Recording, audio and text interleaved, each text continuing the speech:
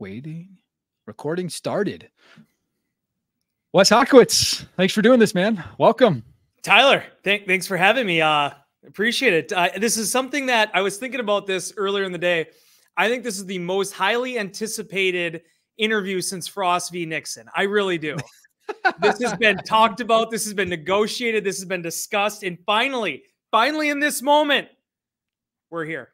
It's the negotiation process was definitely long. The terms of agreements were finally made. It's great to have you on. It's great to see you. I haven't seen you in so long either. I feel like it's been forever. I've been doing less and less traveling with Cheesehead TV and doing more homework and remote work. So it's been fun, but I'll definitely be up again for this summer. So we'll have to get together and have some root beers. Yes. It's weird, man, because like they got nice out again in Green Bay. It took forever, but it's actually starting to feel like spring/summer again. And when that happens, like I get this little feeling in my spine, like it's almost like training camp season, which means it's almost Tyler's season, which means it's almost Tom Grossi season, Aaron Nagler's season. And it's like Christmas in summer. Like you get all the dignitaries make their summit back to the football Mecca. And I get to see all my friends again, which is fun. We all show up once a year, and that's definitely the time to do it. And I got to live here the other 12. So that's right. Hey, you know what? It's nice though. I was there for the Chiefs game in December. Obviously, I grew up in Wisconsin. You grew up in Wisconsin. You know, you're pretty much used to it. But you know, it wasn't.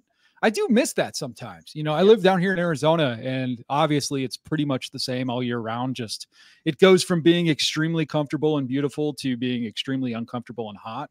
So I guess it's kind of like the same thing with the cold weather, but you know, we'll have to see. All the times I've been to Arizona, I've actually never been able to be there in like July. I have a good friend of mine, well, Ken Summers, who's now retired. He worked for the Arizona Republic, and Darren Urban, who does my job, well, actually more like Mike Spofford's job at the Arizona Cardinals. And I always say, I'm like, I love going to Arizona because I've only been there for spring training or like Packers games in like December and January. And they're like, come in July. See what it's like in July. It'll change your thoughts a little bit on that. We're already getting there. It's May. It's like 90 degrees right now. So, but it's not a bad 90. Like last summer was horrible. Like in August, you don't want to come in August. That's when it's like 121. So nothing like that though. Ever in Wisconsin, I think what's the coldest you've ever experienced? Obviously you grew up in Wisconsin. Were you in northern Wisconsin the entire time? Like, how did that work out? Where did you start? Let's start over. Let's just start from the beginning here, Wes. For the people who don't know you, let's start from the beginning. You were born, and then what? Well, I have only been in Green Bay. I am the most secluded human being that probably covers the National Football League. I was born in Green Bay. I went to high school K through 12 at the same school district. I started working at the Press-Gazette in town here, the newspaper. And then 2 weeks later, I started going to GB, UW-GB in town. Went to GB a week after I graduated, got a full-time job with the Press-Gazette, then worked there for the next 6 years, and then the Packers hired me. So like if I was like a football player or if I was like a basketball player and you had like the bio, the entire thing would just keep reading Green Bay over and over and over again. So, but you know what? Corey Banke and I joked about this last year. Didn't really joke, it was serious, but you know, the whole thing about it's the best place to live last year. I think we fell to 12th this year, but last year I think it was voted that Green Bay was the best place in America to like raise a family and have a job and everything. That is true. I mean, it's a very small time feel, but property values, you know, are pretty good and you don't have to pay too much for a lot of things. So, yeah, it's been a dream come true, buddy. It's been a lot of fun to be able to climb this ladder up, but not actually have to move it. Yeah. I mean, did you think about leaving? Like after high school, you were like, hey, let me go explore. Let me go a little bit. How did you come to the conclusion of like, I'm going to stay home and put my roots down here? Yeah. So it's funny. My wife is a year younger than me. We both went to high school at the same joint, Bayport High School. I was going to stick around a year, get my gen eds, and then I was going to follow her down to Milwaukee. She ended up going to Marquette. Strange story though. Mike Vandermoss, my sports editor, really the only reason I'm in this to begin with, his brother was a counselor, a guidance counselor at Bayport. He wasn't my counselor, but he was my wife's counselor. I ended up having a conversation with him at the Howard Holiday Parade in like December of 2006. And I said to him, I was like, hey, yeah, I'm enjoying it. I love Mike, but like at the end of this year, I'm going to go down to Milwaukee and get on with the rest of my life and take my gen eds and be there with my girlfriend at the time.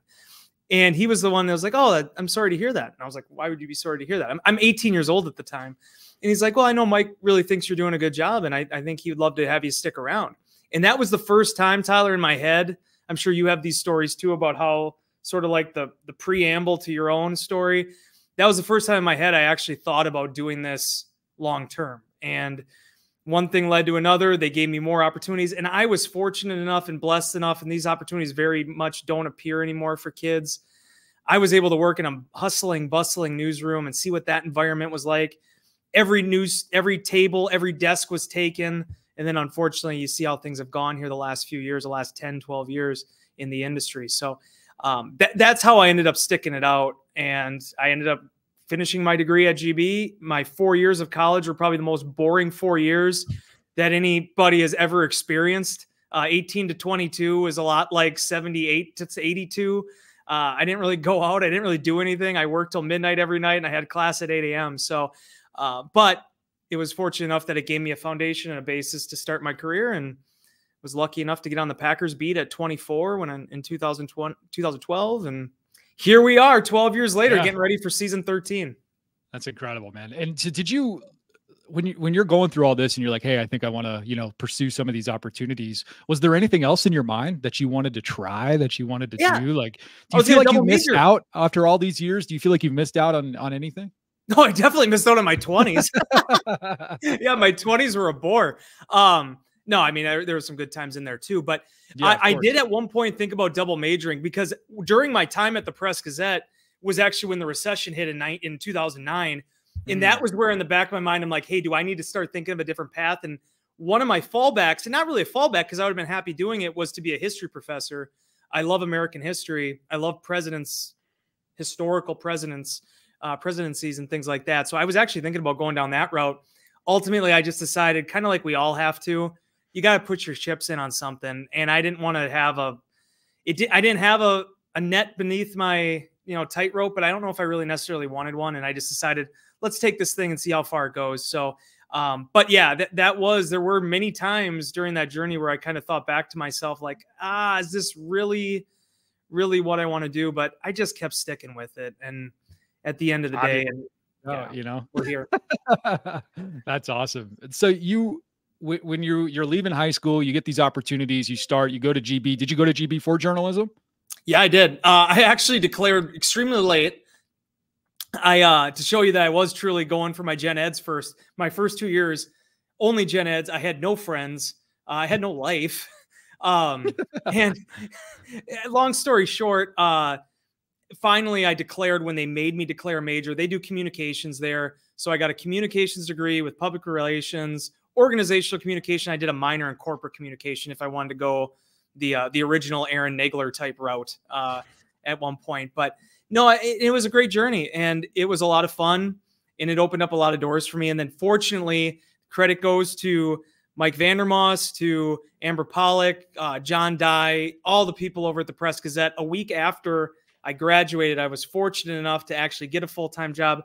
And that's before they switched some of the things with insurance. Like now kids can stay on or children can stay on their parents' insurance through 27. At that point, it was kind of like, okay, well, if you're out of college, you don't necessarily have that. So you got to try to get a job. And I was lucky enough that the Press-Gazette for $30,000 whopping dollars a year were willing to hire me as a general assignment sports reporter. So that's incredible. So I definitely relate to the insurance thing. I know when I was coming out high school, my dad worked for the airlines, and that's how I got into my day job. And I remember him telling me, hey, if you don't go to college, they're going to drop you from not only insurance, but flight benefits.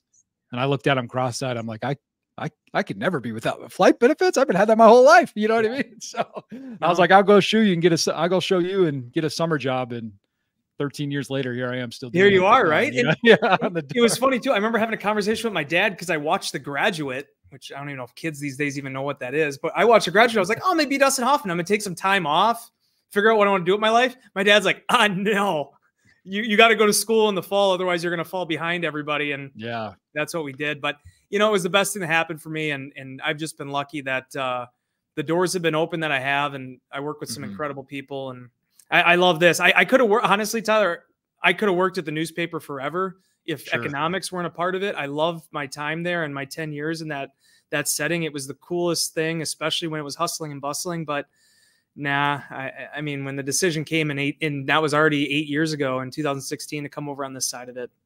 Wow.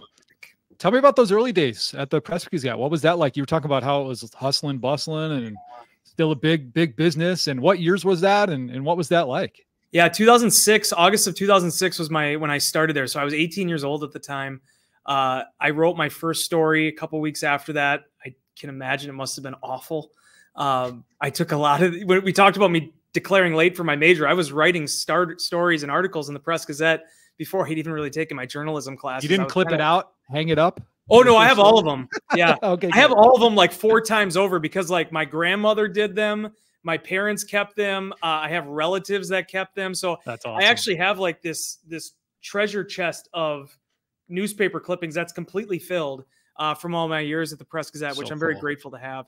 But yeah, it was great. I remember my first state event I ever covered was state girls swimming and diving in Madison at the Arboretum in Madison. Again, I was 18 years old. That was the fall of November.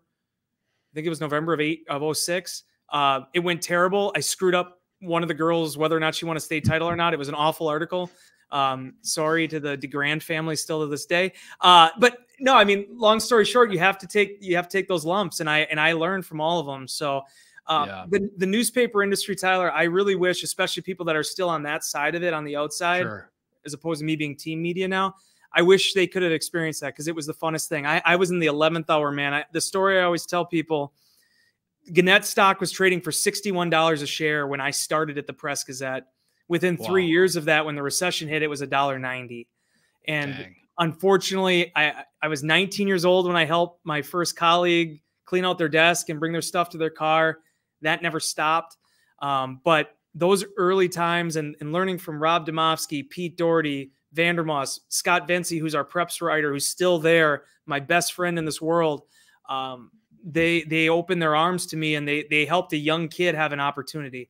And if there's anything that I've ever done for the interns that we've had, I've tried to pass that forward. I've tried to pay that forward because without them, I'm not here. And to answer your question from earlier about whether I was going to move or not, I always thought about it this way, that if I didn't make it at the Press Gazette, if they didn't keep me around or I didn't get a full-time job or if I got laid off, I wasn't moving. I was going to go work for a healthcare company or I was going to go do something in PR. I wasn't going to get out of here. So that's just kind of how it worked out. But fortunately, everything works out for a reason. And I got on Packers and I use that as sort of the lily pad to leap over here. So you were kind of like the last of that generation, really, that got in the door before. Yeah. It's that they don't even have that position that I was in. I was a sports clerk. So the way that worked was basically 5 days a week. I'd come in at like 6, 7 o'clock at night.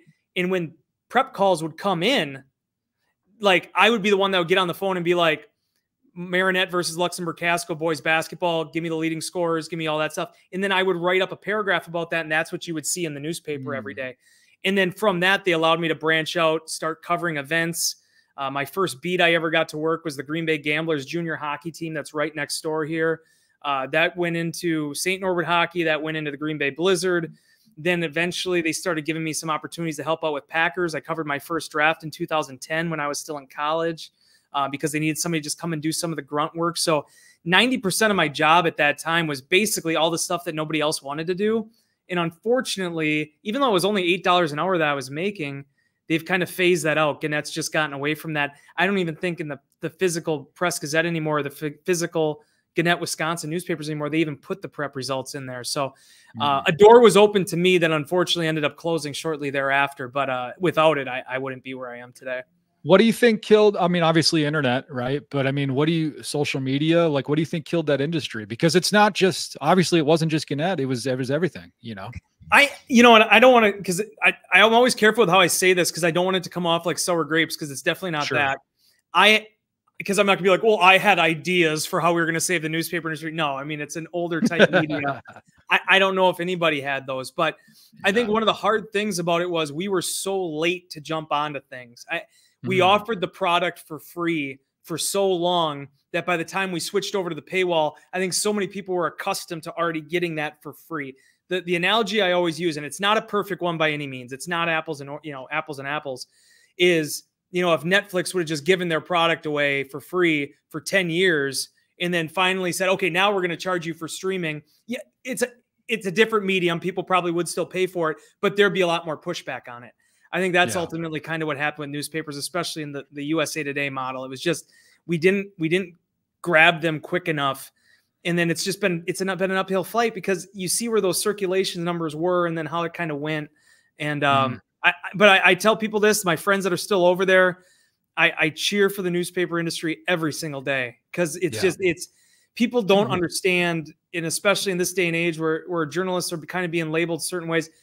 The people I work with were some of the most honest, hardworking people that were not making a lot of money, but were just completely busting their tail to put out a good product every single day. Mike Vandermoss, I know Nagler had some issues with him back in the day, but as a boss and as somebody that was the sports editor of the Green Bay Press-Gazette, nobody cared about the quality of that paper more, all the way from whether it was track and field events or the Green Bay Packers draft or a game. I mean, we put everything we had into it. And I was talking with one of our people here at the Packers today about it, Marissa, and she made a real crystallized point that I had never thought about before, because me being on this side of it, people think of certain things of team run media or whatever you want to call it, team in-house media.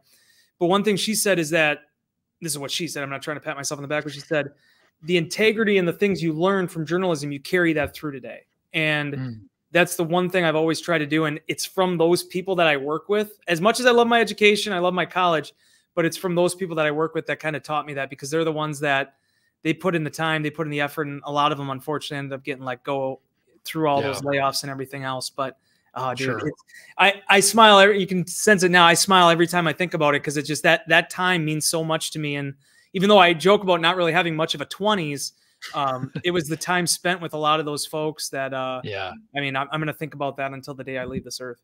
Yeah, well, it's a part of you, you know, and it's clear that it's carried with you all these years. What was your original goal when you first started there? Obviously, you couldn't have foreseen the way that the industry flip-flopped. I mean, I'm sure there might have been some hints when you first started. Like you said, you were 19, carrying things out for people. But I mean, what was your goal? Did you want to be, you know, where Mike was? Did you want to be at the top? Did you want to whatever? Did you think ever that you would switch over to team media at the time? I didn't. Pete Doherty actually is the one that called that. I'll get into that in a second. But I've always said this, Tyler. And this is why I'm kind of an aimless vagabond in a way.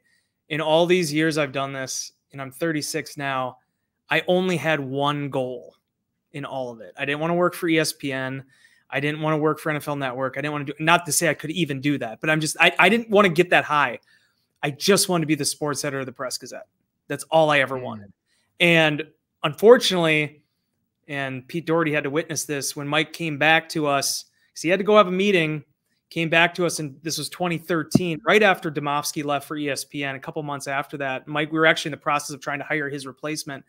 Mike came back to the Packers at Lambeau Field because he missed our availability. He said he was called over to the Press-Gazette, told him it couldn't wait. Well, Mike ended up getting laid off, and there was some restructuring happening. There was Packers editors and things like that, but that was the day that if you were going to write my story for how I ended up coming over to the Packers, that's the day that all started. Because for me, the job that I wanted, the one I wanted to actually go into, it no longer existed. So that was it. You had to pivot. And now I'm a senior writer for the Green Bay Packers, and Spoff is the editor. So maybe someday that's the next step. But as long as I know you had told me in the past that you know, it was kind of the inevitable decision that you made to move over to the Packers, in the way that, like, hey, you needed something that was stable to take care of your family at the time. So obviously you had been, you know, with your now wife for a while, you were dating, and then you ended up, you got married, I'm sure at some point through your tenure there. February 13. After that. We actually scheduled the wedding a week after the Super Bowl, just in case, you know, because Packers went into 12 with pretty high expectations. And then obviously the Kaepernick game happened. So then we had a couple weeks to prepare for the wedding. But it's funny. What was the catalyst? Did they come to you and say, hey, we don't know how long this thing's going to last anymore? Or did you just kind of read the writing on the wall and decide it was time to make a stable move? It was the merger of the Press-Gazette and Journal-Sentinel. So Press-Gazette and Journal-Sentinel merged in 2015. Gannett bought the Journal-Sentinel. Okay. And at that time, you have to remember that was the Journal Sentinel with Bob McGinn, Tom Silverstein. I think Michael Cohen was on the beat at that point. I think Tyler was already gone. And then Lori Nickel was also helping out on columns. She was working quite a bit up here too. And then at the Press Gazette, you had myself, you had Pete Doherty, and then you had Ryan Wood was with us at that point. And then, so that's how the Avengers came together. This is so fascinating, like to hear about how they all came together. So is Gannett like the parent company for the people who don't know? Like I know barely any of this. Yeah, I'm going really jargony there. Gannett owns USA Today. They own 10 newspapers, Wisconsin newspapers, and they also dailies. And then they also bought the Journal Sentinel. That was a big acquisition for them. Yeah, I see them like they're associated with a lot of like news stations now, I think. Yeah. Okay. Well, then that's another story because then they split with Tegna and then Gannett, and it is what it is. But so they're just like a holding, they're like a media company, a holding media company. Okay. And so you have 7 writers at that time. And Lori, I think, is part-time. I'm sorry, Lori, if I get that wrong, but I think she was just a part-time writer. But either way, you have 7 people that are covering the beat. You have the Journal Sentinel, that's a guild. They have a union. Press Gazette did not have a union. If I would have stuck around long enough, that was my next goal. But because I think that did a lot of good for the Journal Sentinel, even though it's been hard for them now recently too. So me personally, it was the same writing on the wall thing. But what happened was Pete Doherty's the one that called this, because Pete is, when you say that thing, well, could I have ever seen myself working for the team? I was walking in, I'll never forget, I was walking into the media section over there, and it was right after the kind of the rumors and rumblings were that Vic Ketchman was going to retire from the Packers. So then they were going to be looking for somebody. And Pete's like, well, if they end up doing that, they're going to come and get you. I'm like, oh, come on. No, they're not going to come and get me. They're going to go do something else. And Mike Spofford was a dear friend even before I started working here, because as I was saying, my buddy Scott, he was the Wes Hodkiewicz to Mike Spofford when Spoff was at the Press Gazette. So it's like, even though Mike and I never worked together at the newspaper, my buddy Scott was the one that was sort of like the 6 degrees of Kevin Bacon that tied us together. Because yada, yada, yada. But then that's when there was like a 7-month process that it led into. I think my first contact with them was in October of 15. And then I didn't actually, so it was 6 months. I think I took the job early April of October of 15 was the first time I talked to him. April of 16, April 4th, I put in my notice at the Press Gazette. So then that's when I got offered the job. And April 25th, the week of the draft, right before they drafted Kenny Clark, was my first week on the job here at the Green Bay Packers. Dang. So you saw the writing on the wall. You're thinking, hey, I don't know, this merger happened. I don't know if I'm going to be safe. I'm seeing all these other people kind of drop out. And, you said, who was it that said Doherty said that, hey, they might come get you? Right. Yeah. Did they actually come get you? Did they come recruit you? Did they start dropping little seeds in your ear? It was sort of like when you're flirting with somebody, you kind of like both are like kind of working their way together. I mean, I'm the one. So I had some contact with a few people here in October and November. Finally, a good friend of mine, Ryan Hartwig, he was the social media manager at the time. I finally reached out to him like, hey, like, are you guys going to be interviewing for that? Like, are you going to like actually do like, is this happening? Because the season's still going on. And he was the one that said, hey, yeah, I think Duke Bobber, who's my boss today, is our assistant director of digital and social now. I think he'd probably like to talk to you about it. So I ended up kind of like getting in contact with Duke. I did formally apply for it. I think there was some hiring freezing stuff happened or whatever. I'll never forget, I did my first interview with him in the parking lot at the Beacon Center off of Military. For anybody from Green Bay that's watching this, I was sitting during a snowstorm in my car because I was nervous to do it anywhere near the Press Gazette. And then there was just a litany of interviews that followed that. And then beginning of April was where we made the move, and we've never looked back since. Yeah. I mean, how were those early days coming into a team as a journalist guy? Did they give you any crap for that? Did they, was the adjustment different than what you were expecting? What was that like? No, it was exactly what I expected. And that was the one strength. No, and I mean that 100%. Like I remember talking with people during the interview process, because I talked to a lot of different folks. And I said, the one strength of hiring me, like if that's a selling point, is that I know all the stuff that how they operated. I was fully aware of it. And because you had already been in, you were just in a different capacity. I was in a different capacity, but I was around the team every single day. I knew that's what I was going to say. You were already in the room. You knew, So like I was fully aware of so I think that was actually a strength for me. But the process of coming into the building was exactly what I thought it was going to be. There was, I think for the most part, people were really cool. Mike Daniels, I got to give him a shout out. Mike D was the best of everybody. He was so welcoming to me. I remember our first like introduction with our entire staff. We got brought up in front of the team, in front of a team meeting. There was some Bronx cheers for me when I got introduced. Larry got like a standing ovation. I got like some like, but that was something later on that I ended up joking with Jordy Nelson about. A lot of it was most of it was in good fun. But Mike Daniels, Sam Barrington, guys were incredible. J-Ron Elliott.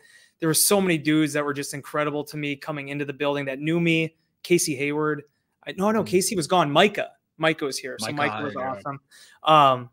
And that was really helpful. And then the thing that's crazy, Tyler, this game moves so fast. And with Dave being gone now, with Mason being gone, the only guy left, well, actually, Dave was the last one that I covered with the newspaper. So the only guy even left from when my first year here is Kenny now. And Kenny's a guy that I consider a dear friend. So it's wild how quickly it goes from 90% of the team. You covered them critically, objectively for a newspaper to within a few years. There's a turnover, and there's so many people now within this building, coaching staff and player locker room wise, that they don't even know that I was even at the newspaper at any point.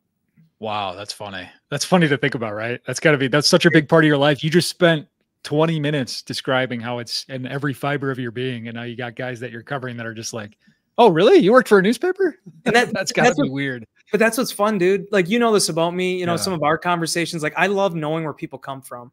I just did that, not to promo myself, but I just did that Marshall Boyd story, right? This week. Right. That was incredible. Yeah. Thank you.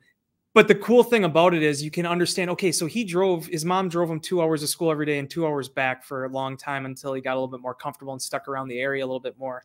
But like, it's really neat. And it's a cool sentence. And a lot of people have talked about it, but I love pulling back and like understanding what that did for somebody. I mean, like the stories I've done with like Kenny Clark, Kenny's upbringing. He loses his dad his dad goes to prison when he's 9 years old. What that's like for him and Nicole and their family trying to get on the other side of that. I love people's stories. And while my job is to cover the guys in the locker room and tell those stories, I care just as much about a Tyler Herrick story like that, understanding how you are in the seat that you're in right now as any professional football player. Because what you see right now is a product of the 36 years and a couple months to get me to this exact point.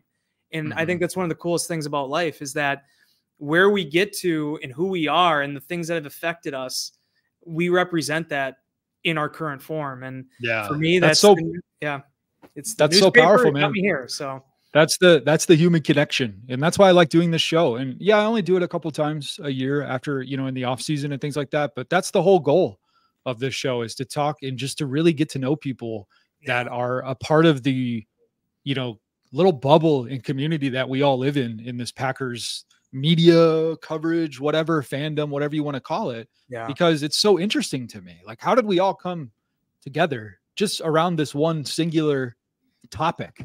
Right. It's amazing to me, like the sense of community and like wanting to belong and the psychology behind that and the human connection. And it all stems from where we all came from as people. And, like my dad and my grandparents being Packers fans, which led me to May 23rd, 2024, sitting and getting to talk to the senior writer at my favorite team's, website. Like, that's incredible to me. Like, why am I doing this? I don't know. Like, this is weird.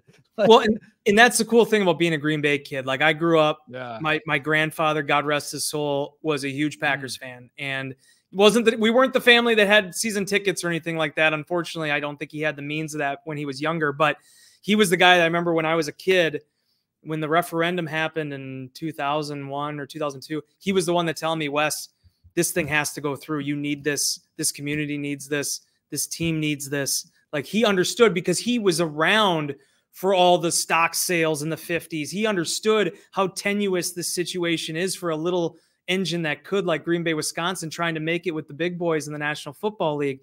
And he didn't live long enough to see me work for the Packers. He got to see me cover the team with the Press Gazette, but he never got to see me with the Packers. But I think back to that constantly because he was thinking of it from the standpoint of that's the lifeblood of this community. But as it turned out, it ended up being the thing that keeps a roof over the family of his grandson. And yeah, that stuff means stuff to me. So like, of course, when you talk about these relationships, when you talk about people getting together and, you know, our gatherings in August and training camp, and that stuff means stuff to me, because I think what's for so long journalists didn't understand is you have to make that connection, not because it's a strategy or it's some like devious means that I got to get something for.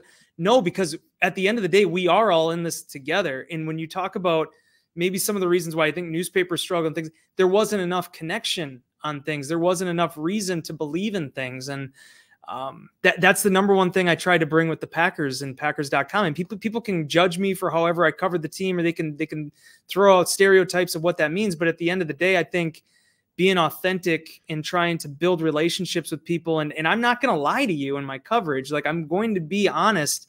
It's just that some of the things that get belabored, you know, by certain media outlets and the external side, maybe things that we incorporate into our coverage, but aren't maybe the headline, you know? So I have so many questions about that, because you were talking about, you know, the relationships and fandom, and obviously you're a fan, like you grew up around it, surrounded. It's part of who you are. There's no separating that, even though at times you probably have to separate that professionally. Yeah. Are there differences in how you cover this team from when you were at the newspaper to now? Did you ever, because I feel like, especially with old school journalism, right? You feel like the narrative that's kind of been presented to me, and look, I'm extremely biased, right? Cheesehead TV is a product of Aaron Nagler and Corey Banke, right? Who are the biggest diehard fans ever. And that's the school that I went to when it came to Packers fandom, right? And so I learned and mentored under those guys, and I learned about how it's okay to mix fandom and journalism when you are a fan, so that you can relate to fandom. But I know very clearly, especially because of my day job and some of the internal social media stuff that I do at my day job, that I don't get to always be a fan, or I don't get to always be whatever. But like old school journalism, you have to be objective, and you can't always be a fan. So I guess my question is like, obviously when you worked for the paper, you had to be a lot more objective. Obviously, when you work for the team, you get to be a little bit more cheerleader, but at the same time, you have to be honest, like you're saying. So how's that balance? What are the differences between the two, and how do you balance them today? No, it's an excellent question, Tyler. And for me, the thing I like about my current job and the way I do this thing is, the cheerleader thing is a good way to put it. I always look at it too, like I'm trying to give people reasons for optimism. So you can go and be, and by all means, if you lose 8 games in a row, or you got a scandal going on, there's people, there's a come to Jesus moment there. But there's also that understanding, like last year, for example, where it's like, okay, maybe the wins aren't happening at this time, but what are you seeing from Jordan? Are you seeing the signs of progress? Are there reasons to believe in this thing? Because as much as the negativity is what probably drives a lot of content, especially in our day and age, people at the end of the day, when you turn on TV on noon on a Sunday, you want to have a reason to believe in your football team. And I think what this job has enabled me to do is to connect better with fans. I feel like even though I was on the objective side of things, and I was very much heavy on the news side of things when I was at the Press Gazette, which also sort of factored in, I kind of got put in a box by some people at the Press Gazette, like, well, you're just the news guy. And I had a desire to actually be more of a written features type writer. I just wasn't, it was like necessity. I had to do the news stuff because it really no one else was. And I got sort of labeled that way. And then I kind of had that chip on my shoulder when I came over here, that I want to try to create some cool features that people are going to want to read. And by doing that, it's allowed me to be more tightly connected with the fan base. We do a Q&A, the Insider Inbox, 5 days a week in the off season, 6 days a week during the season. And it allows me to really be able to keep my pulse on the fan base and what they're thinking and what they're struggling with and what their concerns are and what their hopes are. So the part that I love about covering the National Football League is, if somebody's struggling, you can go find that content. There's going to be people, that are more than enough people, whether it's the blogosphere, whether it's actually just journalists and writers, newspaper people, television people, they're going to put those headlines on it. Not to say that we won't. We'll probably find it different ways to go about approaching that. But the thing that's cool about covering a football team is there's 53 guys on a roster. And I learned a lot of that in 2018 when things were really kind of going south for this team, especially once they were eliminated, once Mike was fired. Then it's like, okay, well, now let's tell some of the stories of these guys that you're kind of looking at for next year, because the results in the Sunday game doesn't really have the same amount of meaning that it typically did in the first few years I covered them. So it's an interesting line to cross and to understand. And the number one thing I try to do, though, Tyler, is, and I kind of alluded to this earlier, I'm never going to lie to you. If somebody's not playing well, I'm not going to tell you that they are. If certain things aren't going well, I'm not going to tell you that everything's fine. But it's kind of where you shine the spotlight. There's a lot of area out there. Where do you want the spotlight on it? And that's kind of the way I've just sort of handled it. And then with having Mike Spofford with me, Mike is a newspaper guy too by trade.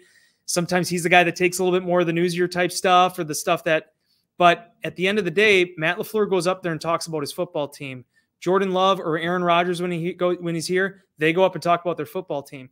If they're going to talk about something, we're not going to change it. You know, it's just the way that it kind of goes. So yeah, that's just kind of the approach we take. I think there's a perception from a lot of people who are not inside, you know, the building, who think maybe, you know, you guys are just trying to make it all sunshine and rainbows, you know, all the time, which I do think is hilarious, because a lot of people think that even about Cheesehead TV, right? Yeah. And it's like, no, like that's not reality, like at all. Like you clearly don't watch or listen, but I think it's almost the same way, because I think I heard, you know, who was it? Larry the other day was talking about how Jordan was struggling at the beginning of last year and things like that. Like there's definitely elements of, I'm not trying to say negativity, because I don't think it's negativity, but objectivity. Yeah. Right. Hey, this is what is happening. And you don't have to assign a moral, you know, stamp to it. It doesn't have to be good or bad. It can be just what is. And sometimes that's what happens, especially with this team. And I can't imagine trying to explain to somebody who might have that perspective of you guys are just, you know, covering up everything, you know, for the team to make it look better or make it whatever. Like, have you had to deal with that, especially like during some of the controversies and things like that? Like, were you, I'm trying to remember the timeline. Were you at Press Gazette during the Favre to Rodgers transition? I was, but I was just a little preps writer. So yeah, like you were, not really doing, I will say this, but you were a part of it, right? Yeah, I was there for it. I remember the chaos of it. I remember I was actually on vacation, because the way it worked with our schedule was my buddy would take off. He would take all his vacation at the same time. He'd be off the month of July.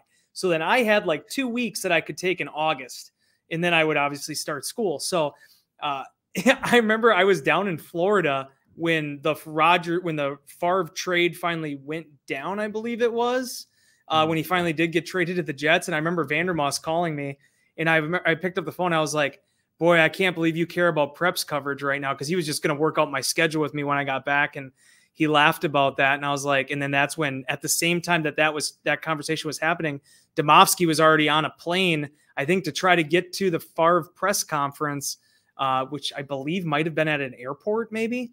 So like the chaos, the thing that was cool again about being at the newspaper was I got to see all that. Like I got to see, I know Rob and Pelissero and all those guys, they probably don't have a lot of positive memories from it, because it was a lot of work, but it was like, this was the business. This was watching all the bees kind of fly to the honey. And yeah, it was a cool experience, but that's the thing about it, is that when you have that adversity hits, and there's certainly been plenty of it during my time here, it's about who's saying what and just giving that perspective. I'm not going to write a column on it.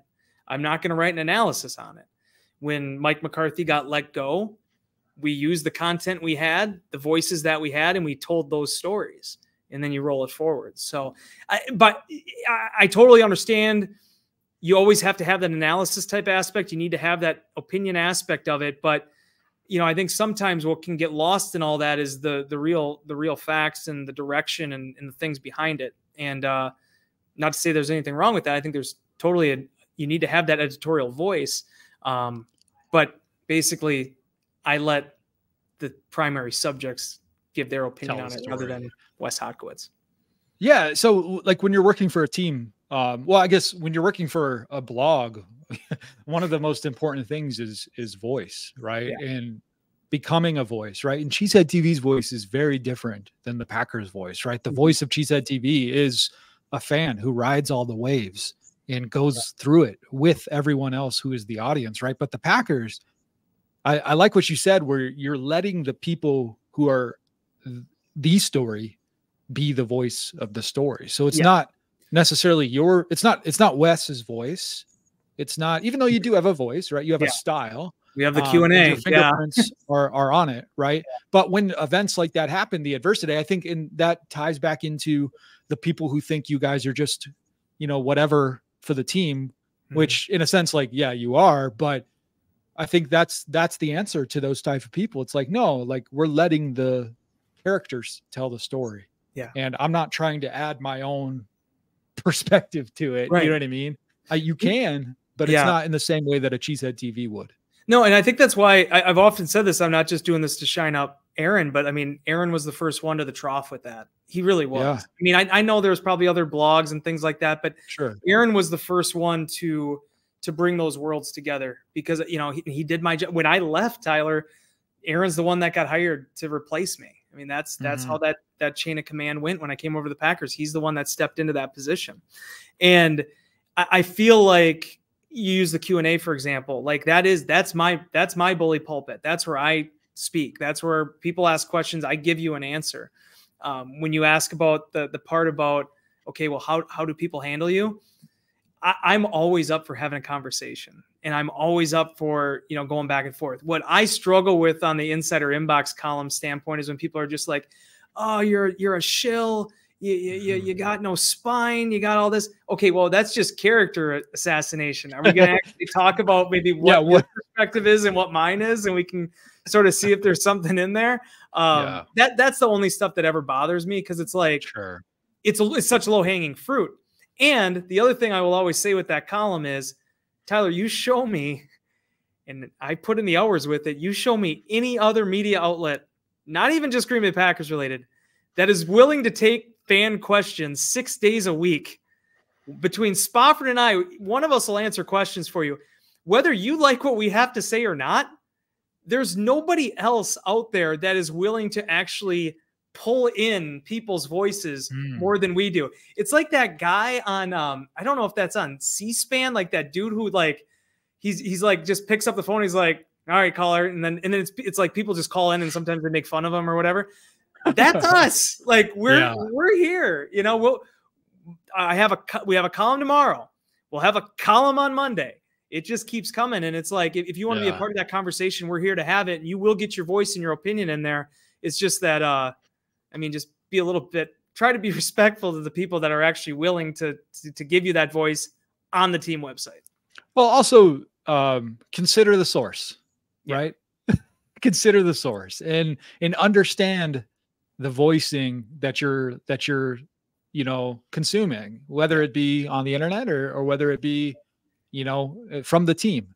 If you understand who you're getting your information from, I feel like it's easier, or should be a little bit easier for you to discern whether or not, or how you take that, right? There's an old saying, eat the hay and spit out the sticks, right? Everything that I consume from Packers.com, I'm going to eat the hay and spit out the sticks. Everything that I consume from cheeseheadtv.com, I'm going to eat the hay and spit out the sticks, because I understand who's writing it, right? And I feel like as long as people start to do that, like there's less animosity for whatever I think should be, the perspective, or whatever my perspective might be. That's just how I feel about those type of things. What's cool, Tyler, too, and I'm sure you've experienced this over your time doing this, and I know Aaron definitely has, and I know Corey has, like, there's such a cool community that's been built off of like inbox and what originally was Ask Vic. I mean, to give you an example, I had to do a speaker series event last week in Milwaukee with Drew Olson from iHeart and Billy Schmidt. And one of our readers that I had never met before, Jennifer from Middleton, came up and introduced herself to me. She's a frequent, kind of like your callers on like your Dan Patrick show. We have the same people that'll always come in and are part of our community. And she introduced herself. Well, she introduced herself as her full name. I didn't know who she was. And I was very, try to be very nice. I was like, oh, thank you for coming and everything. She's like, no, I'm Jennifer from Middleton. And I'm like, oh, Jennifer. And then it changed everything. Cause it's like, now I went from not knowing who this person was to, I know exactly this person's personality and what they're all about. And when I talk about some of the negative stuff and then some of the stuff that maybe you delete and try not to think about the rest of the night. There are those type of people too. And it works the same way in the blogosphere. It works the same way in a parking lot at Lambeau Field. There's people that you fall in love with and are just so excited to be able to share this passion with, because absolutely at the end of the day, as you said, dude, we all were fans at some point. Now, maybe some of us changed at some point. Maybe some of us, went different directions. Maybe after 10 years old, it didn't mean the same to you, but we all have that root sort of fandom. And for me personally, in the heat of the moment when I'm covering a game, it is about the job. It's about, Packers lost a devastating game against the 49ers several times during my time on the beat. I'm kind of focused on what my story is going to be and how I'm going to write it, because that's the thing that is the most pressing item. And it's just kind of the way you got to go about it. Take me through a day in the life of Wes Hodkiewicz. You're talking about some of the elements of game day and things like that. Obviously, game day is your weekly Super Bowl, right? But what does May 23rd look like for Wes Hodkiewicz in the off season and transitioning into training camp and all that kind of stuff? What's a day in the life of Wes Hodkiewicz? Yeah, today was kind of probably more boring one because we're going into the Memorial Day weekend. But I was here all day. No, I mean, what we do is, like I said, Mike and we alternate the insider inbox column. It's usually about 20 questions, 25 questions. Usually for mine end up being anywhere between 2,000 and 2,500 words. The days that I'm doing that, I kind of block off half the day to do that. I'm either doing that right away in the morning or I'm doing that in the afternoon. We do our Packers Unscripted podcast twice a week during the off season. We'll shoot that. Today is Thursday, so we shot that today. I can't even remember what I did today. We shot that this morning. That's a half an hour commitment. The thing that's hilarious about this, you're asking me about my background in college education and everything. Again, I am not saying I am Walter Cronkite by any means, but I don't have a broadcasting background. I've just been continually thrown in front of a camera, I think, because there's just no other options, whether I was at the Press Gazette or whether I'm at the Packers. It's like, if Larry's not doing it, somebody else has to do it. So our Packers Daily, our 3 things, we have a bevy of different things that we do that we're also on the hook for. And then honestly, man, around all that, I just try to find time to write my stories. If we have like Tuesday locker room, we went to practice for an hour and a half. We're in the locker room for an hour. We're transcribing. We're going to press conferences. The thing that I enjoy the most about this job, that the biggest blessing it has given me, even though it's a crazy, crazy workload and odd schedules, is that no 2 days are ever the same. And my dad worked his butt off at Georgia Pacific down the road for 35 years. My mom worked there as well for 39 years. She worked on a napkins machine. That's real labor. She tore, when she retired, she tore her labrum. She was out of commission for 6 months. Like that's that. And she did that job for 39 years. Like for me, I get to come in and talk about the Packers and try to cultivate a base of people that want to be a part of that community too. So I've just been really lucky in that way. What's the structure like within the Packers for those who don't know? So your title is senior writer for Packers.com. Yep. And who do you report to? What department are you in? How does that work? Because I feel like a lot of people obviously are, for the most part, understand the football operations side of it. But what about the crow's nest, the ivory tower, the management suite? Yeah, whatever you want to call it. Up until all this construction, we actually had a crow's nest that I got to work on every once in a while. So I'm in the digital and social department now. That's the way our section of the building is organized. I've worked. So another question when you were asking me earlier about my decision to come over, it was predicated solely on working for Duke Bauer. So Duke will hate that I'm even mentioning his name. He is not that type of human being. But I'll be honest with you, Tyler, if it wasn't for Duke, I wouldn't have probably made the switch, because I'm such a bird in the hand person.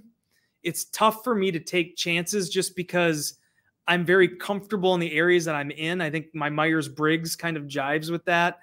And I felt so comfortable with Duke because I got to know him from all those years covering the Packers, and he was working here and coming up the ladder, and I was over at the Press Gazette. So when I found out that this position at that time was just a staff writer, was going to report directly to Duke, that made me feel very much more comfortable with it. So for the last 8 years now, going into my 9th season with the team, I've been blessed and fortunate that he's still my direct supervisor.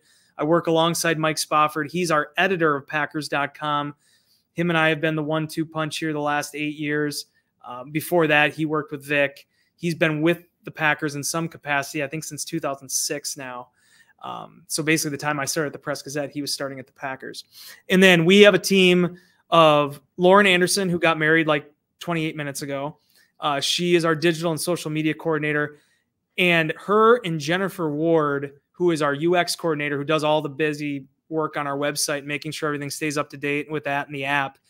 Those two I take so much pride in because those were the first two. I used to hire people for the sports clerk job when I was at the Press-Gazette at like 22 years old.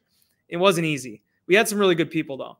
But it was weird that I went through the stage where I was not involved in hiring for like 10 years after I did it like as a kid. And those two I was allowed. Duke brought me in. He allowed me to be a part of the hiring process when we brought them as interns. And for them to not only do an awesome job as interns, but then get full-time jobs with us has been like one of my greatest rewards and one of the best things that's happened in my career because we had so many talented interns. We got really lucky, dude. We just kept hitting double, triple, home run, one after another. I mean, we got Anna Hoosier, who runs the media, digital media for the Rams. We got Kim Ippolito, who works in the Vikings digital media department. Madeline Friedman's the social media manager of the Seattle Seahawks. We've had so many of these people that have been around the league and we farmed them out, but we hadn't been able to keep anybody. So we got a good nucleus there that helps us keep the website afloat. And then we work hand in hand with our social media department. So my office is actually right now, because of the construction, it's the old team meeting room. It's on like 2 walls that way. And that's where we get everything done right now. Yeah, that's cool. I love hearing that kind of stuff. I like the inner workings. You know what I mean? It's interesting to me. It's weird too, because like, I think that's the one big enigma. Like in Inbox, for example, I'll make reference to somebody and it is kind of jargony because they don't understand who that person is. But like, sure, just because the Packers put this nerd out on their platforms for that reason, then I'm the one that people recognize. But there's so many more important people behind me that actually help me get the stories up, help get our videos up, our photos with Evan Siegel on the website. And it's the best team I've ever been around. And I'm really blessed right now. I'm not just saying that. It's been a process to get here. But the fact that we're here right now, I'm enjoying it. Well, I think it's time. Let's touch the third rail here. I want to talk about the social media department. I understand that, you're not the one sending the tweets. You're not the one, making. I did at one point, dude. You don't even know. There you go. Oh, that's incredible. Okay, first tell me about that. How did you get the password for the Packers Twitter? Again, it's like being on camera. There's nobody else available. My first 3 years, I think it was, I helped out with tweets on game day. So like, in addition to covering the game, I was also helping out with tweets. No, I'm on God's Scout's honor. I mean, honest to God. Maybe if people didn't like tweets, maybe it might've been my fault. But it was because Ryan at that time was our social media coordinator, ended up going into the manager role, and he didn't have a full-time number 2. We had interns, but we didn't have a full-time number 2. Well, I don't know if you know this. You are an intern. You have the keys to the car. It's tougher to give the keys to a car to an intern for a National Football League team. So very true. I was the one that had to be like the number 2 in a surrogacy sort of way for Ryan. But no, I mean, our social department and I mean, right now, dude, it's man, I can't say enough about this. I mean, again, Duke won't want any credit, but he hired an incredible young lady by the name of Renee Gabrielle, who has just joined us like in the last month and is completely knocking this thing out of the park. Stephen Huddy is in that department as well. He's our senior social media coordinator. Yeah. McKay Martins, who's our intern in that role. Grant Stanwood just left recently to go to the Red Sox, but yeah, them together have been incredible. We're putting the cart before the horse just a little bit here because I want to know what happened. Okay, number one, obviously it sounds like it was, what's her name? Renee? Renee's, yeah. It sounds like Renee came in and just got the keys and started driving like a professional NASCAR driver because all of a sudden a flip switched this past offseason And I think the world wants to know Wes Hodkiewicz. And I'm not trying to get anybody in trouble. I'm not trying to put anybody down. I'm not trying to put it because, okay, for me, who does this, right? I created a whole S Corp where all I do is social media management for me and my friends, right? Yeah.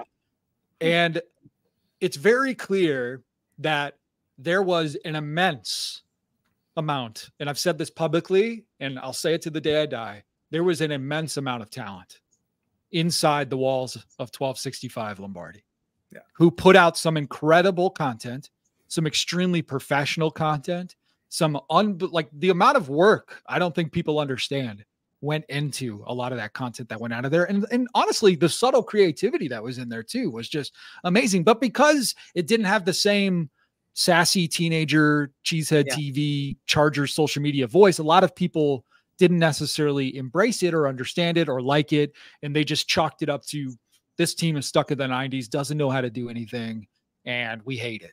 Right. Yeah. I'm just giving you the honest truth. And you know this, everybody knows this, right? Yeah. That was the perception of it. And although it was easy for me, someone who does it for a side living, to understand that it's not necessarily the talent, but also what you're trying to do and what you're allowed to do.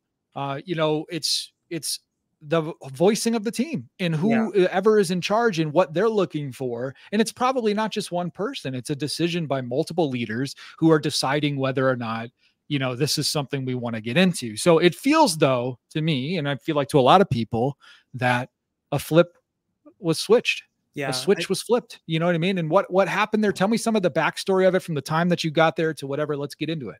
Yeah. Well, first and foremost, I give the Packers a lot of credit because we put resources into it. And we've pushed out the social media department, which I think you had to do. I mean, if there's one phase of an NFL team right now, I know sales is important. I know, I'd love to have more writers.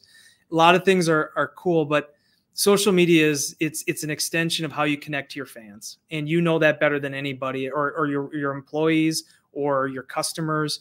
You have to have a good strategy there. And I just think that over the last few years, we've galvanized that and we've crystallized it better. And we've enabled people to be creative and use their voice and trust people to use their voice. Now, dude, as we've always said, we're not going to be the Chargers. And I don't want us to be the Chargers. I love the Chargers. I love the content that they do, but there's certain topics they're going to touch that we're just not going to get in that lane. And I don't think necessarily you should, unless one, you have carte blanche, and two, you can execute it the appropriate way because you're taking chances. But that being said, it doesn't mean you can't take chances. And I thought our schedule release video this year was the best example of that. Now, I understand for USA Today and some of these people, it may not grade out the best ever, but I think the thing we tried to do, and we all had our hands in that, man. I don't want to, I'm not trying to pat myself on the back, but, like Tom Grassi's input, being in that was a lot of me trying to dude, this guy's the fan of the year. People relate to him. He is one of the great, when you're talking about people that get people energized about Packers football, Tom's the best. And there's this, and credit to Tom too for helping tell this story. There's this story out there of when they drafted Jordan Love in 2020 and Tom's iconic reaction to it. And that's kind of what set Tom off on this journey he's been on. And we're able to make an Easter egg reference to that. And we got Jordan involved in it. I just think the buy-in from everybody, from the top to where we are right now, where I sit, is just so strong. And people trust us to be able to do that appropriately. Not that they didn't in the past necessarily, but I just feel like everybody feels so comfortable in their own skin to be able to execute it. And, there's cool things that happen. Carrie Elways shows up at Lambeau Field. We get him. Hey, let's get him in the video. It's those type of things that when you have opportunities, making the most of those. So I don't know. I'd love to sit here and say, well, there was this 180-degree turn and we got to be more, we got to be funnier. We got to be more creative. We got to, there's things that happen along the way and that it made an impression on us. But at the end of the day, I think it really came down to Lauren, as I talked about Anderson. She came into the building and she's doing the question of the day videos down there with the players. And then the players see her and they get more comfortable with her. And then she's doing the locker room reaction stuff when they're coming down the hallway, the post-game stuff. People love that type of thing because it's not just about anymore what happens on the field. It's about what happens around the game of football.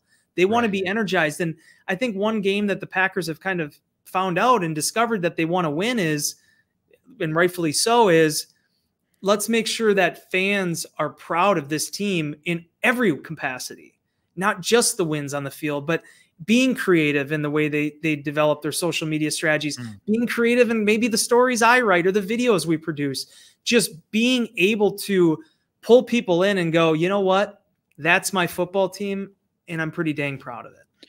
Yeah, and that's a great way to look at it, because I think and you know, correct me if I'm wrong, but the perception of it was like, we're the Packers, we don't have to do this. We don't have to be funny. We don't have to be creative. We don't have to be whatever. Not that there wasn't any of that before or lights of it, but I do love that selling point of we want our fans to be proud of everything that we do. And the thing that, not to jump over you, but the thing I like most about our video, and I think why people really related to it in this genome, is because if you watch it, if I show my dad that video, my dad doesn't have a Twitter account. He doesn't have a Facebook. He's not into all that stuff. But he gets a kick out of it because, oh, the Don Majkowski thing, that's a throwback to him doing the Magic Man gimmick. You know, I felt like every era of Packer fan could grab something from that. And we love our fans. We love every single person that comes in that stadium. But, you know, I want my son to be a fan. I want my nephews to be fans. I want people that aren't my age, because I'm getting up there now. I want the next generation. I want the Gen Zers. I want the people that are coming after this to really look at the Green Bay Packers and not think, okay, well, they're kind of stuck in the past. No, we want to be forward facing. We want to, and dude, you saw it with the video. We have Jair Alexander on the team. Like, you don't have a better personality than that, you know? And Jordan is the type of dude that he'll say yes to stuff. Preston Smith, having him involved in that was a no-brainer. If you've been around this team for the last 5 years, Preston's one of like the most underrated type people and personalities, and just the way he's given himself access to. Elton Jenkins showing his personality and his wry sense of humor, and Keyshawn Nixon. That's the type of stuff we want to do, because at the end of the day, it's not just about what those players do on the field. It's how do we promote them as people as they're trying to build their brand as well. Right. Exactly. I mean, how was there and you said there wasn't one thing, you said there were some impressions. I mean, but was there a comm that went out to you guys from Mark Murphy's desk that said, we got to get better at this. We got to, we gotta trust our team a little bit more. We got to make a big decision. Do you guys have, I'm sure you have like all hands meetings and town halls and things like that. And I'm sure it's been brought up 100 times, because it was the talk of the town when you guys got voted. Was that the catalyst when the team got voted last? Well, I mean, Tyler, if the restaurant you're at, it gets a 1 star, you want to try to improve it, right? I mean, that's kind of the way this thing goes. Was that the wake up call, Wes?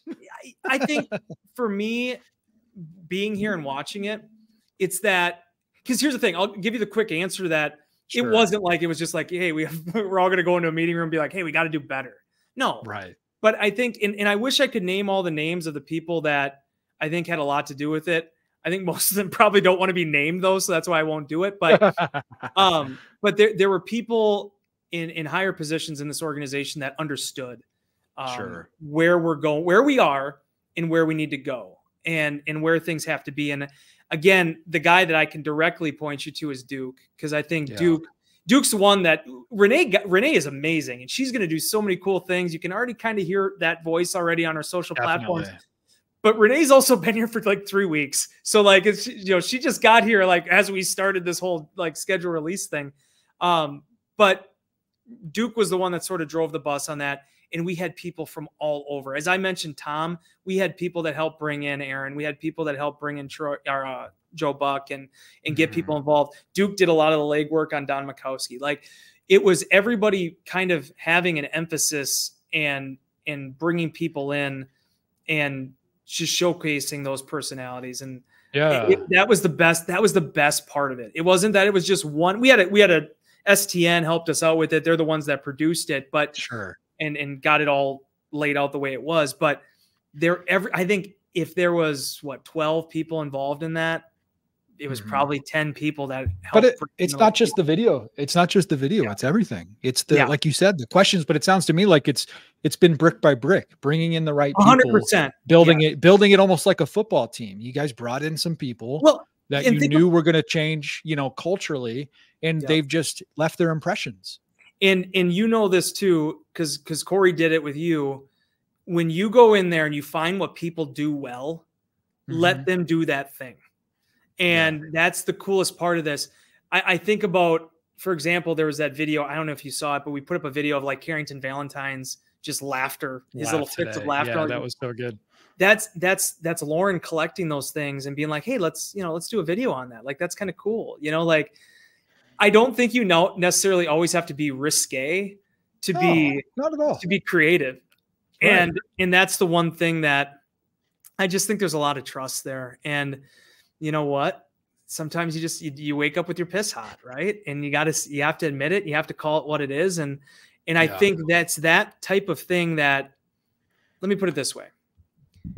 You can never take what you have for granted. The Packers have the best fans in football, an endless wait for season tickets. This place, this town is a celebration 10 times a year when there's a game in town. And it's a holiday, but you never want to take that for granted. You have to make sure that you are reaching those fans still and giving them that type of experience. And I think that's one thing, very small thing. There's a lot of people involved in it, but I think that's one thing with our social media and where we're trying to head with this thing and the strategy that we're taking with it. And again, I'm on the outside with that. I'm not somebody that's in all those meetings, but I'm so dang proud, Tyler, because when I went home, and it was a late night, but when I went home, man, it was like the Jerry Maguire free falling type scene when I'm like driving behind my wheel, just hooting and hollering and just looking for a song to sing because it's just that much, that exciting. Well, I know, from a fandom perspective, everybody's really proud because, like you said, you want fans to have something to be proud of. And I think a lot of people are just like, okay. And it ties into the vibe of the team, which is kind of the last topic I really want to get into. I mean, obviously you've been in and around this team and really, really obviously your whole life, but since you started doing it from a career perspective, the amount of changes that you've seen has been absolutely incredible. What is the vibe of this team? And I say this team, including last year, because I do think that the demarcation line was obviously 12 going to New York, right?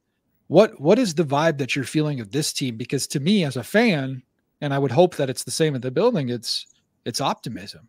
Yeah. It's new, it's fresh, it's hope, right? Hope. That's the theme, right? And so of all your years of covering it from where you started to where you are today, is that the case inside the building? Is it hope? Is it hope for you, Wes Hodkiewicz? Yeah, it definitely is. And I've often said this, Packers could win the Super Bowl this year. I don't know if I'm ever going to have more fun than what I had in 2023. That was, and I didn't experience it, Tyler, because like when I got on the beat, Aaron Rodgers had already won a Super Bowl and he was an MVP. That story was told. To be able to have a young quarterback and what appears to be a pretty darn good young quarterback and somebody that carried himself with the professionalism that he did to earn that opportunity. I wrote about this in our column this week. There wasn't a single person in the building that had a question about Jordan Love, the person. He proved everything during those 3 years that he could ever prove to people. It was Jordan Love, the quarterback. Was he the guy? Could he be the guy? And to see him have success, when you talk about the fandom aspect of it, I've always said this, dude, I don't cheer for teams. I cheer for people. And Jordan's one of those people you cheer for because of the way he conducted himself. He and people will be like, well, he's not Rodgers. He doesn't create all these headlines. He's not as exciting and he doesn't say, dude, the guy is as genuine as he gets. And I think that's what you need to remember with quarterbacks, with people, with players. Just be who you are. And I think that's what resonates with them. So when you ask me about the feel of this team, in a lot of ways, it is very similar to last year. I don't think much has changed just because it's still such a darn young team. And in some ways, they even got younger, with some of the departures that they had. But the cool thing about it is now you know what Jordan did. And you saw what he did and the way he led, in the way that when things weren't necessarily going great mid-season, he didn't change who he was. He didn't become a different person. There was a quote that his offensive coordinator at Utah State, David Yost, gave me immediately after the Packers drafted him, where he said, he's the type of guy, good, bad, or indifferent, you will think his heart rate is resting at 30. Doesn't matter if things are going great or poorly. He's that same dude, and he's even keel. And I think the team has taken on that mentality. It's that we're going to go out here, we're going to play these games. We're going to learn, we're going to improve. And when you talk about the excitement and the optimism and everything else that comes with that, I think it came with how that team looked the second half of last season. It was a sour pill to swallow with the way the season ended in San Francisco. I'm not saying it wasn't. But that loss and coming out of it and coming back for the offseason program, it felt so much different than anything else that I'd experienced, during my previous 12 years covering the team. Yeah, I think there were so many expectations, especially the last few years of Aaron's tenure, where it was just like, man, I can't take another heartbreak, or man, we have to get it. We have to do it. We have to get him over the line. We have to get over the hump. We have to punch it in. It's like he'd been at the goal line for 3 or 4 years. It's like, just score. Dang it. Like, Super Bowl, please, And now it's more like, okay, here we go. It's anticipation and it's hope, and it's almost like the fandom is taking on Jordan's demeanor in a lot of these things. It's like when we lost in San Francisco, it was painful, but it was almost like, and I know everybody kept saying house money, but it really did feel like, okay, that was that chapter. Yeah. But hey, I'm at the beginning of this book. I'm not at the end. Yeah. That was chapter 1. That was the prologue. That was the prelogue. We're getting into chapter 2 now. You know what I mean? This book is just getting started. This is going to be a great series. It's going to be a great show. I can't wait. The hardest thing for me, 19 was definitely one of those. It felt like Money in the Bank. No one expected the Packers to get there. 20 was the hardest for me to cover, because I've always said this, because it's not about how they lose. Sure. It's about the story, right? Maybe that's just the writer in me, but 2015, for example, the way that game ended against Arizona, that didn't fit the story. So it felt weird. Jeff Janis has more receiving yards in that game than I think he had the rest of his career combined. Randall Cobb goes out. Rodgers makes a bunch of incredible plays, and they don't win. They lose the way they lost. That's the hard thing to swallow. 2020 was the one where it was COVID, so I was covering the game from the suites up in the 6th floor because I was in the testing protocol. I was with the testing group. So we had to be like separate from the regular press box. So when we got done, we would just do the Zoom calls. I'd get done. I'd get my laptop up, and we talked to Lucas Patrick or Kenny Clark or whoever. And that was the one night, dude, out of that entire season where I covered games, where when it was all done, the story's done, I just sat there in the press box and I just looked at that empty field with the NFC Championship paint on the ground, because I just thought to myself, I'm like, that was the one. Like I was there in 14, but that was the one where it's like, this was a Super Bowl championship team, and didn't happen. So that's where I feel for Packer fans, because one season does not guarantee the next. And I think that's one thing the Packers are kind of trying to, if you listen to Matt, you listen to Brian, nothing's guaranteed for this year. You have to actually do it again. But with Jordan being at 25, this team being as young as it is, if you're a fan, all you can ask for is a window. And I think last year you saw that window is as wide open as it's going to get. Definitely. Yeah, that's the hope. And I think that's what every fan's excited about, really, especially going into it. So we're in the middle of OTAs right now. Are they done though? Everything's wrapped up, or they come back next week? I can't remember. They're back next week. Yeah. So they'll be back on Tuesday after Memorial Day. So we got 2 more weeks of OTAs, and then we'll have the mandatory minicamp, June 11th through the 13th. And then break until training camp, end of July-ish. Yeah, I don't even know how that works out anymore with the game in Brazil. I think that affects it too when they start. But yeah, man, it's cool. It's fun that this is the time of the year where I start to see like the light at the end of the tunnel a little bit. Now I've gotten better at this, Tyler, because once training camp starts, I can't take vacation the rest of the year. I'm done. So enjoy the last 5 months of the year working. but I've done a better job more than any time when I was at the Press Gazette of when the NFL season ends, when the Packers season ends, of getting in PTO there and taking some vacation because, like last year, Packers was in San Francisco. Nobody wanted any Wes Hodkiewicz stories on name a player.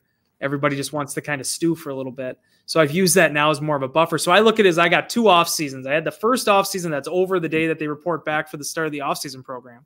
And then I'll have the second off season, which is when they wrap up on June 12th or 13th. Looking forward to it. Going to Vegas. Going to Vegas. You guys excited? Obviously, you have to be excited for Brazil. I mean, it's crazy. It's crazy to think about. Like, it wasn't even a couple years ago. Like Murphy was like, "We're never going international. Get over it."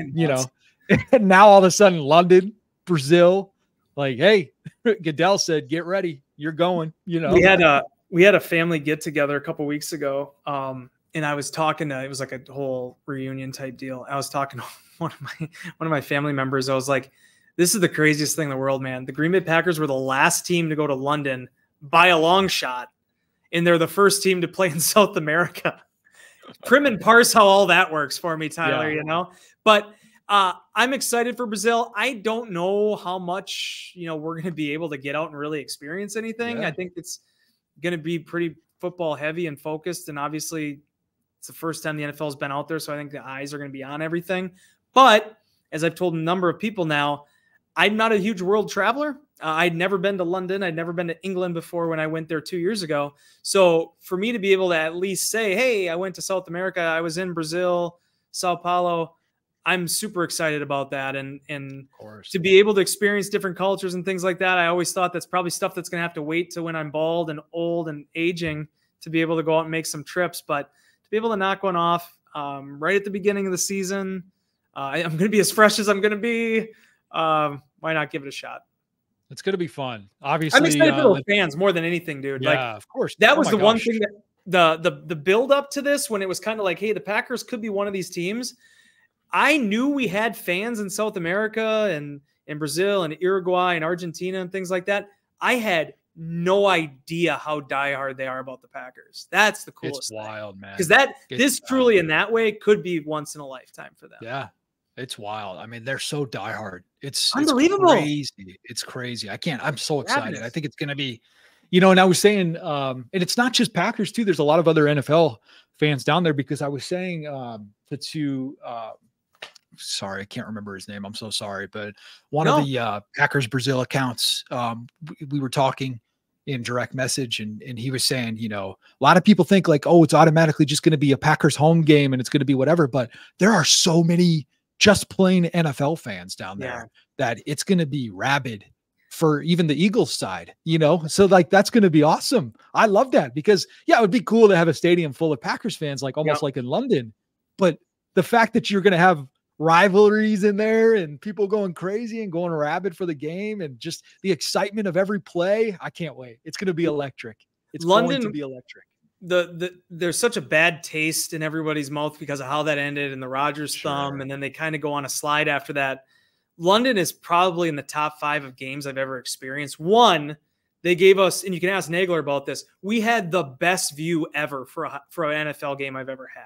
It was like loge level, like right on the, like maybe 15 yards up. Like, I mean, it was like they were like, felt like $1,000 seats that we were sitting in. And the atmosphere was insane, because both teams had to deal with noise. It wasn't like, because it was like a soccer game, bro. Like, it was just, people were so invested into it. So in a lot of ways, I'm kind of expecting a similar feel. I think there's going to be a ton of Packer fans, but I think they're probably going to be as loud as can be when they're on the field on offense. But when you're talking about the National Football League and wanting to expand this thing and expose it to new markets and reward fans that follow this thing and get up early in the morning, although there isn't too much of a time difference with this one, but still kind of go out of their way to enjoy the product and consume the content, you want to reward them. And I think having this game to open the season, I know Cleveland or whoever else, there are teams that were kind of raising their hands that they wanted it. But dude, at the end of the day, Packers, Eagles, you're talking about the National Football League. You're talking about branding, just like with fighting. I mean, if you want to have a big time fight, you have Conor McGregor there. If you want to have a big time football game, I think the Green Bay Packers have to be involved in that, because that's a statement making type of deal. That's perfectly said. Logistics wise, what are you guys doing? You know, right? I'm sure Matt's texted you this morning and told you you're going to take 2 A350s out of Milwaukee, right? You're going to bust down there, you know? Hey, you're the flight whiz, right? Sure. The number one question I've been getting in inbox that people are just not satisfied with the answers is the runway piece.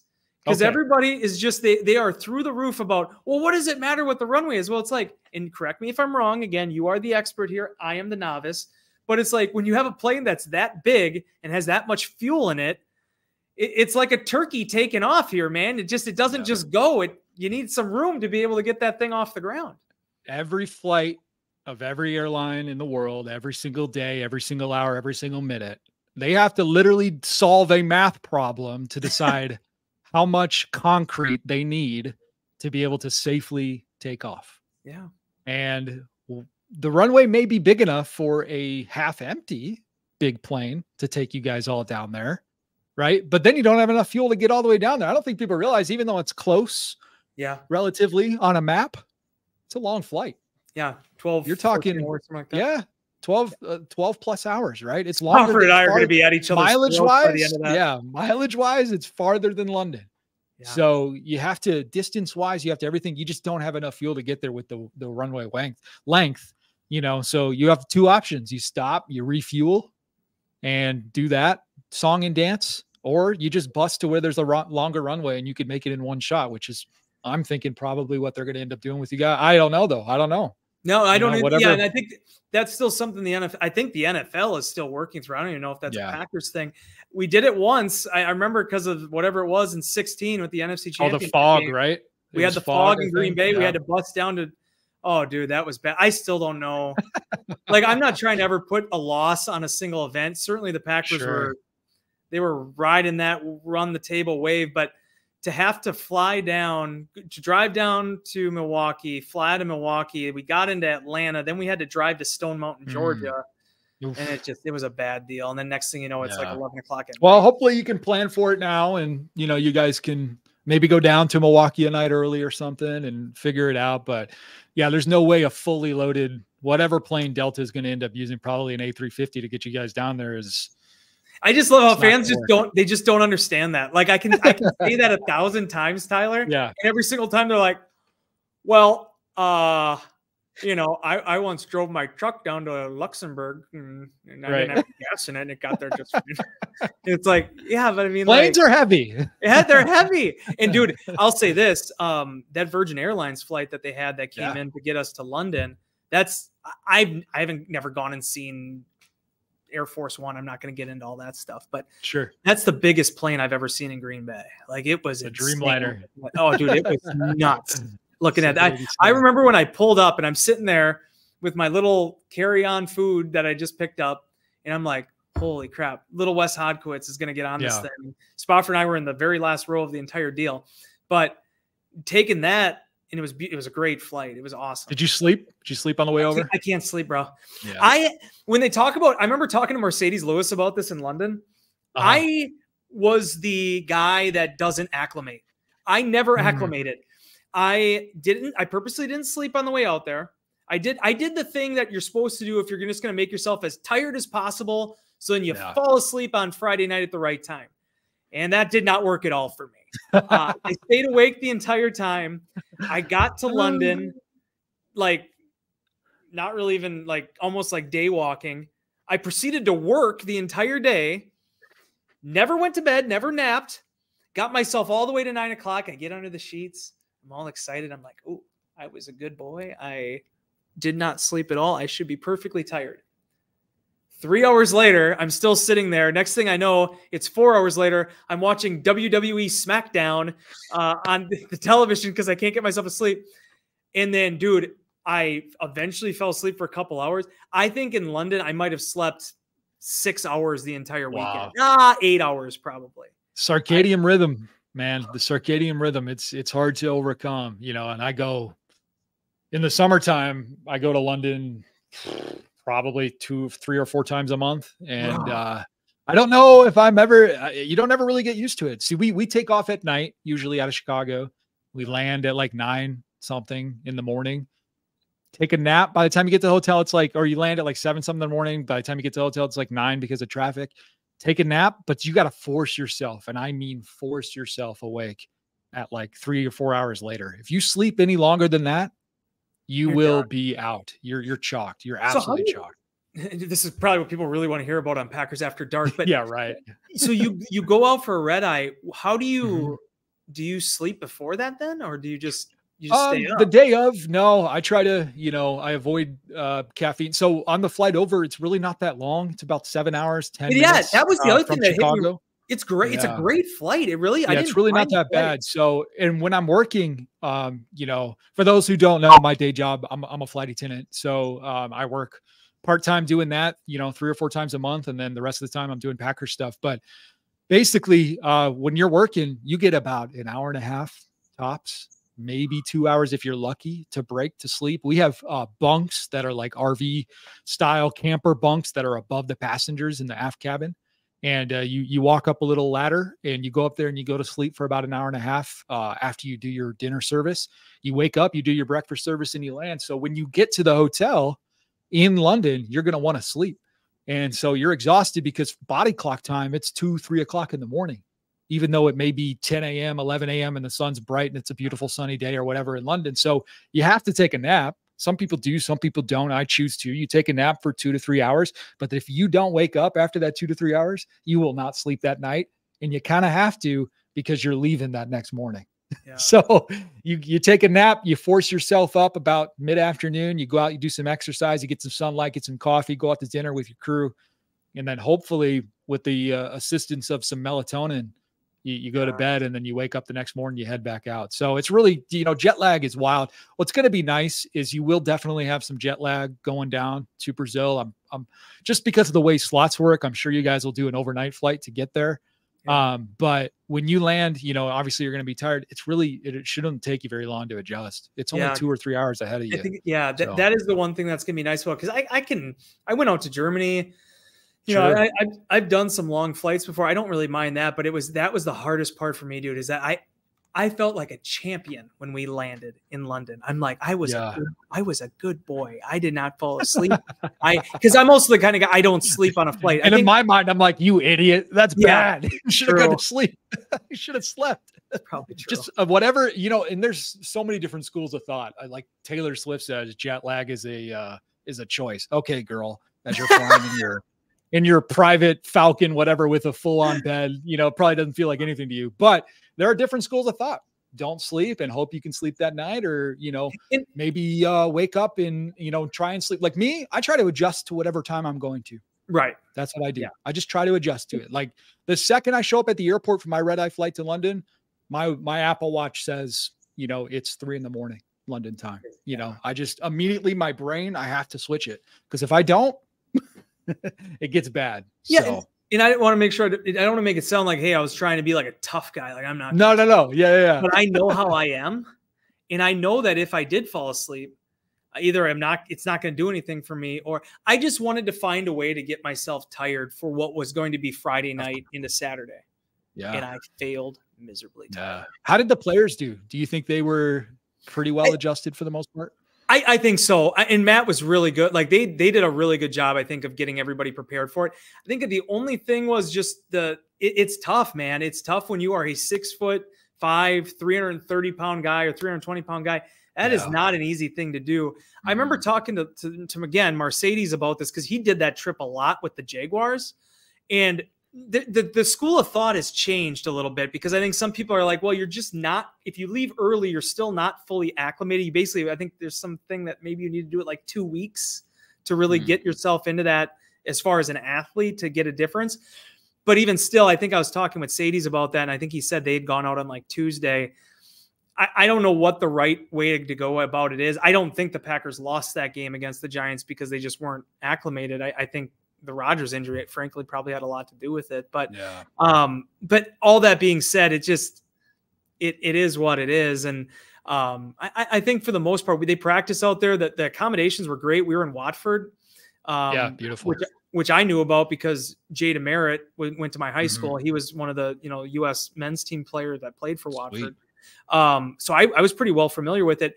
The practice field was right there. It was basically like a converted rugby pitch, and everything was great. It was a good setup. Food was great. I got to go into London for a little bit too, but again, it's just that difference between when you make a switch and you make a flight and you just try to. I'm a nobody. I'm a wimp.